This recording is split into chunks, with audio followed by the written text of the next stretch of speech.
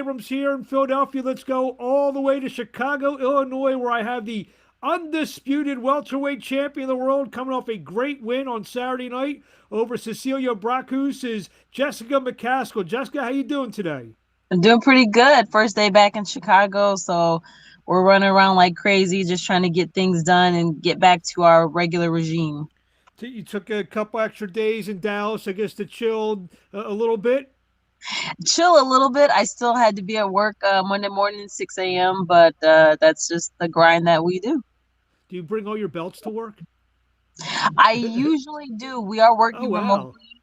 Yeah, we're working remotely, so Okay. there's not a lot of people in the office. But ever since the Chicago fight where I won my first WBC, a lot of people came from the office. I had like a really big cheering section. They all had my shirts on, and I definitely brought the belts in for everyone to see and hold and take pictures with. Talk about this fight this past Saturday night over Cecilia again. Second win over the girl who was, pound for pound number one for a long time. You've now beat her twice in a row. I don't know if you've had a chance to watch the fight. Great your performance. Yeah, we did watch the fight, and there's still some things that I wanted to do that I didn't execute, or that I felt like it was difficult to execute. Kind of getting under her was a little, getting under her in the way that I wanted to was difficult. She does a lot of pushing down and makes it difficult for you to be able to kind of um, get your shots off while being the shorter fighter. So that's just things to work on, for a taller fighter. But I felt like my aggression was really good. Just keeping the pressure nonstop, a lot of punches. There wasn't a punch count that I know of for this fight, so we'll have our team do it, and then we're just ready for what's next. It seemed like, especially early in the fight, your right hand you couldn't miss her. She would be she'd come walking in, maybe throw a left hook, and left herself open. You landed countless right hands over definitely over the first part of the fight. Yeah, she was running in and would overcrowd herself. So I figured if she was going to run in, I needed to get at least one or two big shots off, and she just kept doing it. So I kept doing it as well.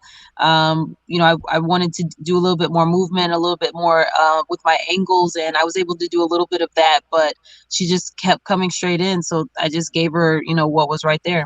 Did you feel you hurt her at any point during the fight? Yeah, I definitely heard her a couple of times, and it was I really wanted to be able to finish. Just trying to stay on her and kind of shooting through her arms. She has a really like a big kind of stance where she keeps her arms out, so it's like trying to find go over, go under those arms, and she made it difficult, but that was the plan. You said before the fight you're going to throw her a retirement party, and I don't know if she's going to fight again. But if she doesn't fight again, not too many fighters are prophetic with their pre-fight predictions. I'm going to do this, do that. If she retires, you may have predicted that. Yeah, I'm pretty sure I will retire her. I don't think she'll have any, even if she does fight again, she won't have anything, really profound to add to her resume. And, she's just kind of at a point now where she probably should have stopped, before she got to me, and she could have kept a really a strong legacy. How much did familiarity play in this? Because you just fought her, several months ago, and you kind of had a feel for what she was going to do, or could do, or would do. How much did that play into your game plan and your execution in the second fight? I feel like, I was really hoping for a different Cecilia. I think it kind of muffled what, the different things that I wanted to try to work on. But, we were ready for three different types of fights, either the same fight where she was aggressive and came forward, or one where she, boxed more like she would normally do, box and move, or the what I know of rematches, which is a punch hold, punch hold. So we got a mix of the punch hold and a mix of the come forward. She didn't do a lot of boxing. She didn't do a whole lot of moving around unless it was on the back foot. So, it just kind of got to the point where when she started to show repetition in what she was doing, then I took my chances from there. I believe she got deducted a point in that fight for holding. Did you were you getting annoyed by all the holding and everything? I'm actually used to it. A lot of people cannot handle my power, and so their backup plan is to hold. So I'm used to it, and it's one of those things where you have to make sure that the referee knows that you're not holding, and then once it's just very one-sided, they'll take a point. Now, moving forward, obviously you have a ton of options. You have, I believe, two belts at 100 or 140. You have four belts at 147. What do you want to do? There's a lot of things that we could do. People can come up, down. We could move around as well, but might be the next thing on the agenda, which that's great. If that doesn't work out, there's a couple other names that we can work on as well. I think there's another name who fought about a week before you did, which surprised a lot of people in the sense that Clarissa has fought as a 168 pounder. She's whittling herself down. You have fought at like 130, 135. Now you're up to 140, 47. And is that a fight? Obviously, with the name recognition, probably two great American fighters. Is that a fight that you're, in the back of your mind could be a possibility down the road? Yeah, that could be a possibility if Clarissa could come down to 147. She's at first she was saying that she would never give up any weight, and now she's saying she would. So we'll just kind of have to see, if they're gonna take this seriously or not. And if not, everybody's game plan is different. Everybody's roadmap is different for their professional career. So if she doesn't come down, then best of luck to her, and we'll move on and find other names. You're driving somewhere. Where are you heading to? Where are we going? Got my coach here. You going to the gym? We dropped by the gym. We're doing like all of our errands, like everything's like super crazy today. I actually had to take a day off work because my laptop got busted in the travel. Oh, So wow. I did work yesterday, and then today they're gonna fix my laptop, or I'm gonna buy a new one, and then I'll be right back at work tomorrow. But a lot of errands to run. What do your workmates think? Your coworkers think they have an undisputed world boxing champion.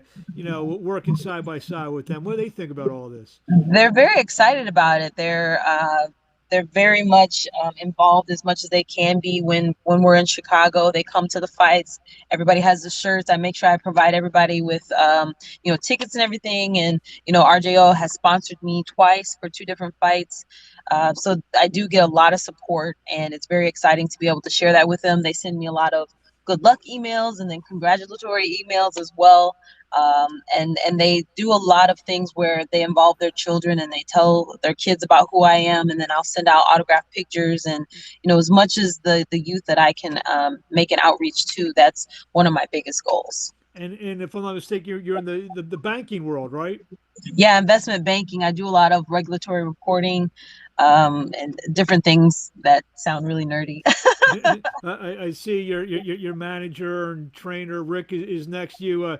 Yes. He brought back his inner the inner Teddy Atlas. Teddy Atlas was known in the corner to say some crazy motivating things, and the comment you're a couple minutes away from $1 million. I don't know in the heat of the fight if you heard it or not. But it was very, very audible on the broadcast and everything.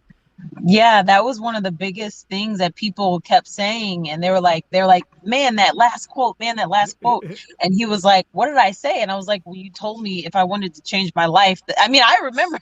Yeah. You told me if I wanted to change my life, this is the moment, and there's $1 million sitting across the ring. Go get it. They're always trying to mic me up all the time. Eddie Hearn and Matchroom always have microphones. Normally I say no, but this fight I was like, all right, I'll wear a microphone.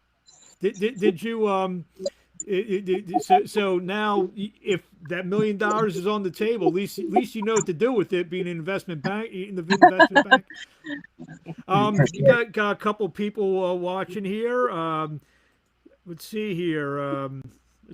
Who wins, Jessica? You like Tyson Fury or Anthony Joshua?